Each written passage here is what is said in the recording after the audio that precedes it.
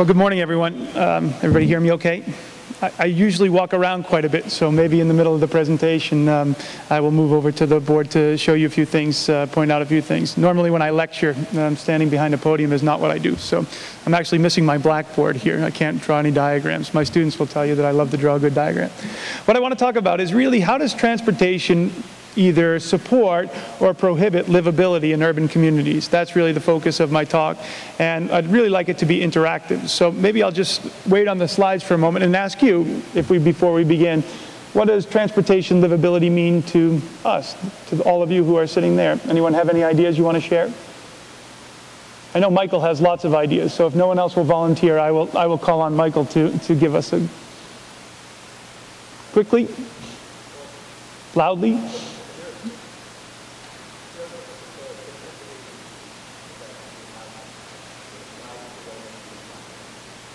Okay.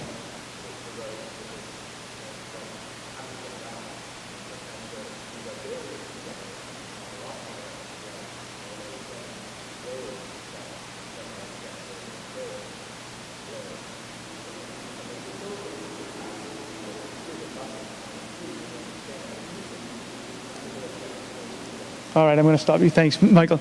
Yes.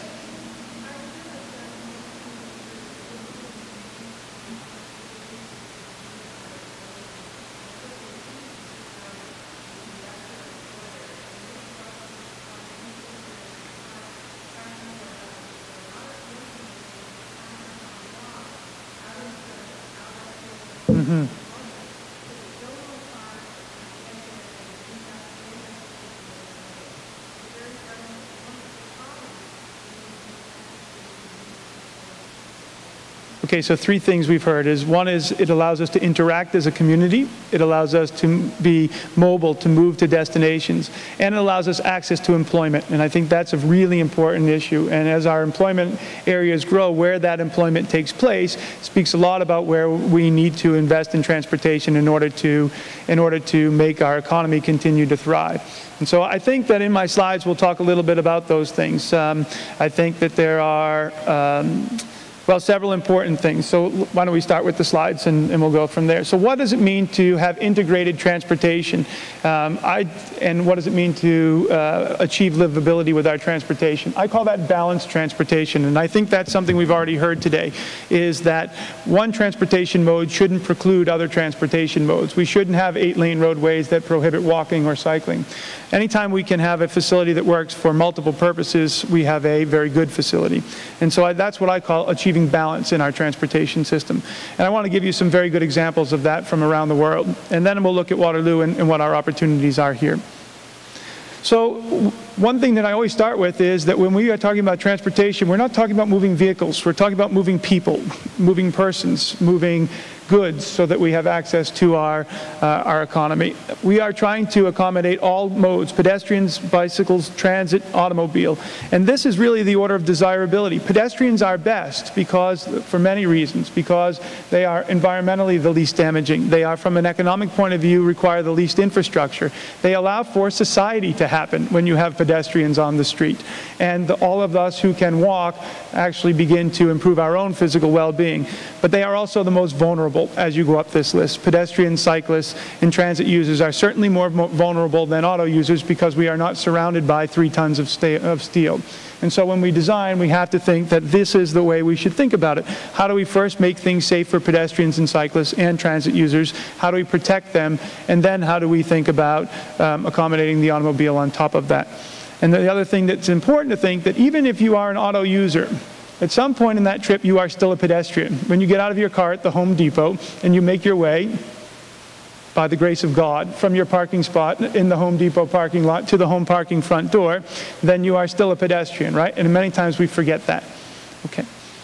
So what we've really learned is that this is a complicated relationship between cities and their transportation systems. It's very difficult to understand that. For many years, and particularly in the post-war period, we allowed cities to grow, let the market determine where land uses would be, and then we built transportation to accommodate those land uses. And now we're beginning to realize that land use and transportation are interactive, and if we build transportation that promotes a certain land use, we have a chance of developing the right transportation system. And I think that livability is what's really driving that. I think the most important thing on this slide, besides the concept of intermodal, all modes being able to accommodate, being used, is the last point. We have to refocus on human activities. How do we build our transportation system so, again, we can act as a community, as a society, and accomplish our human scale goals? And this is how we do that. We have street and road systems, and that really defines the structure of our network.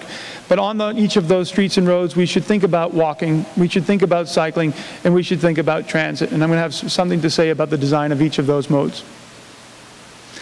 How do we do that? We start in the planning phase. We look at transportation and land use. We talk about modal integration. And then we get to the design stage, and we look at the standards that are set for our facilities. So when you look at King Street out front, it looks very different than King Street looks in many parts of this city, or in the cities, or in the region of Waterloo.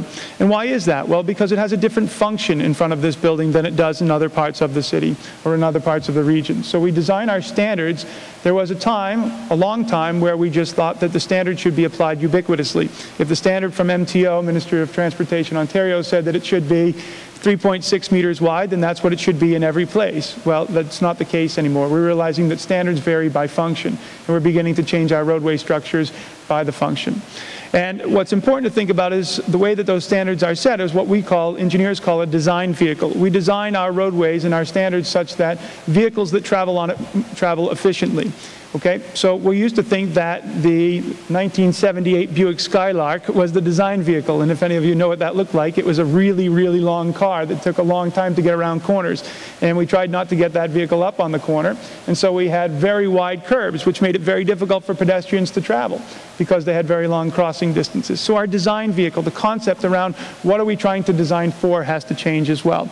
And we're talking about moving persons. That's what capacity is. And people always equate speed with capacity, and that's wrong. If you move a lot of people at high speed, often you decrease the capacity. The actual number of people that you can move through an intersection is less if you try to move them through at a higher speed. So if you slow speeds, which makes it better for cyclists and pedestrians, you're actually doing a better job of moving cars, ironically, at the same time. Okay, and we have policy as well. All right, let's get into the details here. When we are talking about pedestrian travel, the first thing we have to do is we have to maximize safety, and we have to ensure connectivity in the network. People who walk should feel comfortable when they're walking. They should have an experience. We should have streetscapes that provide some positive interaction with pedestrians. And one important factor now, call it what you will, accessibility, universal access. We realize now that there is a larger and larger segment of society that for various reasons are physically or financially unable to travel by car, and pedestrians offer the opportunity for everyone to travel, to access quality of life, to access economics, and so on. And this is universal access. So on the right is Portland, Oregon. On the left is Kansas City, Missouri, which is more pedestrian friendly. Here are two examples of bad design. When we make intersections, one thing that we have to think about is how to pedestrian cross. And the way we do that better is we have them cross at 90-degree angles. On the left, I'm not sure where that comes from the internet. On the right, anyone recognize that? That is Columbia and Westmount on the campus of the University of Waterloo, my university. And this is what we designed. About 3-4 years ago this was built, and this is the longest, most absurd crossing where students travel every day and take their lives in their own hands. And this, I would say, at the risk of offending our regional council representatives, is a regional road. So, okay, thanks. Part of it is, yes, okay. Anyway, let's move on. This is a dangerous situation. Here's another way that we, dangerous for pedestrians and for me, so I'll be quiet. How else do we provide sufficient pedestrian connections? Well, here are two examples. On the left-hand side is pedestrians sidewalk set back by a boulevard or utility strip with on-street parking, treescape, which makes for a very nice place for pedestrians to walk. On the right is Union Ave, or Union Boulevard in Kitchener. And so this is a good example where the median is very nice, the boulevard there is very nice, the streetscaping is very well done. Here's two ideas about connectivity in your network. So when you want to go to shop, you can get out of your car in the parking space on the left-hand side, or you can get out in Willis Way in Uptown Waterloo and have that accessibility to your streetscape. So our compliments to the City of Waterloo for their construction of Willis Way. It was very well done. A couple of minor things I could quibble with, but in general this is what we are looking for in creating streetscapes in urban areas. Okay, what about bicycles? The most important thing is, again, safe and functional. And I think that one thing that I'm going to harp on is a network. And by a network, I mean look at origins, look at destinations, look at Uptown Waterloo, and look at the connectivity to the University of Waterloo. It's very good until you get to the crossing on University Avenue, where you are crossing at a rail track where there is sort of awkward signals and so on. And this is our Trans-Canada Trail, right, that crosses at Caroline and is it Herb in Uptown Waterloo, which is perhaps one of the worst intersections in North America for cycling. And this is our Trans-Canada Trail. So I understand it's complicated with rail systems and so on, but it's an opportunity. This is where we get into the network issue, where there are breaks in the cycling network that prohibit cycling. And I'll take a moment just to prohibit some studies that we're doing. We're giving GPS units to cyclists in the region of Waterloo, and we are collecting data on where you cycle, at what time of day, what speeds, and so on. How many of you have participated? Anyone here participated? Okay, only our moderator has participated. Well, if you're interested, send a message to the region of Waterloo. You can find John Hill's name on the region of Waterloo webpage. One thing that we are looking at is how do we design better. So on the previous slide you saw a side path. I'm going to show you some more examples of that. But here's something that's interesting. This is from the UK actually. This is how we treat cyclists at intersections of roadways. Here we have cyclists coming to the front of the intersections in what we call bike boxes. You see there where the cyclist is painted inside the red rectangle there. The reason we bring cyclists to the front of the intersection is because it heightens their visibilities. Cars see them, and then they are allowed to leave the intersection first in front of vehicles, again, so the vehicles see them, so they're not coming up alongside cars and putting themselves in danger. Note the texturing in the pavement of what's been done here for the cycling facility on this diagram. And you'll notice it's the UK because we're driving on the left there, right?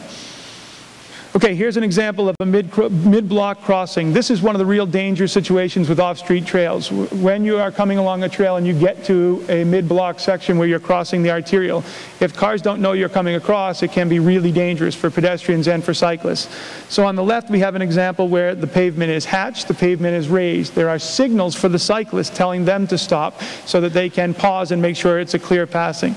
Okay? The drivers are clearly indicated that there is a cycling crossing going on.